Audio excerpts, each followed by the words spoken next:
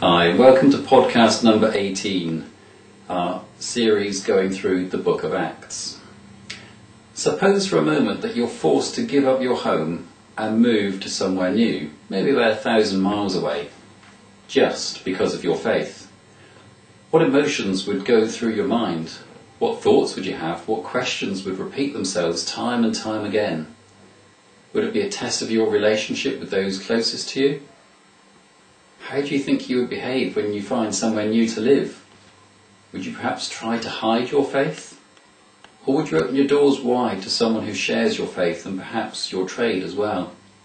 As you ponder over this, I'm going to recap briefly over the storylines of the first 17 chapters.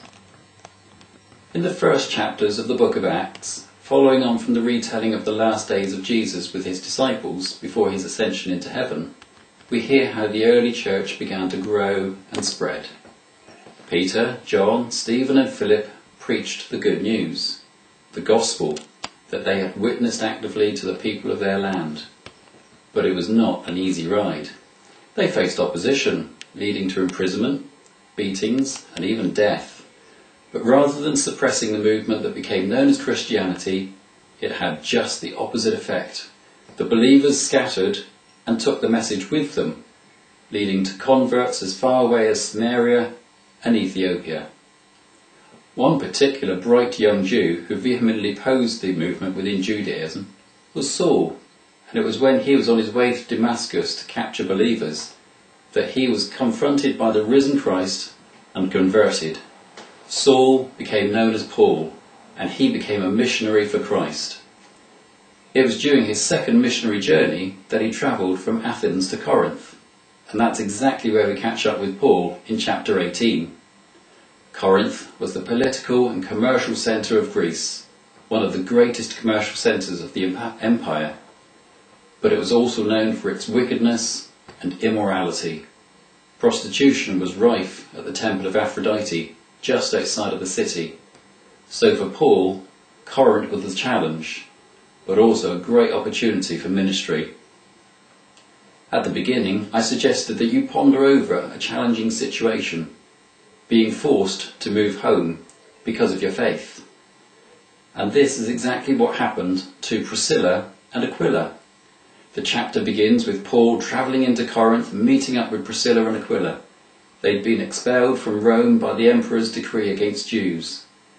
We're not told how they met with Paul, but I imagine it was probably at the synagogue, or possibly perhaps, like Paul, because they were tent makers by trade. They opened their home to Paul, and they listened carefully to his spiritual wisdom. I don't want to dwell on the details of the rest of the chapter, except to say that Paul faced a huge amount of opposition from the Jews in Corinth, when he testified that Jesus was the Messiah. But many Gentiles accepted the message and became believers. When he eventually left Corinth and travelled on to Ephesus, he took Priscilla and Aquila with him. They stayed there when Paul moved on again back towards Jerusalem, and it was while they were there in Ephesus that they met with Apollos.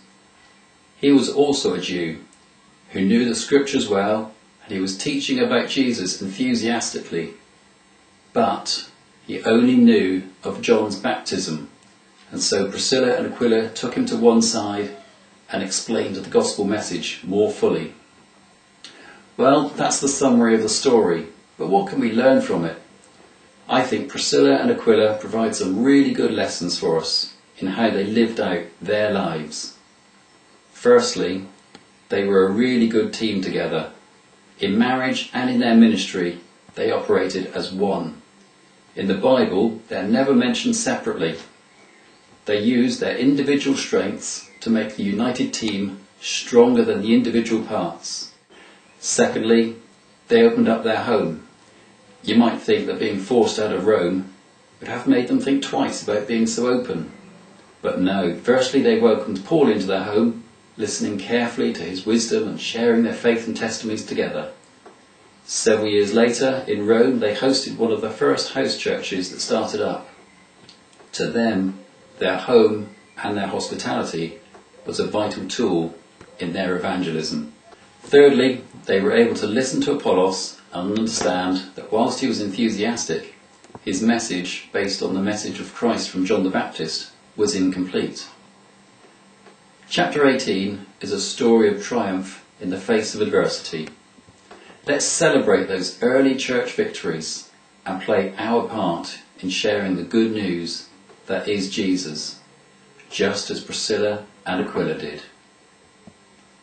It's often said that every mission begins at home. Your home, perhaps? Thank you.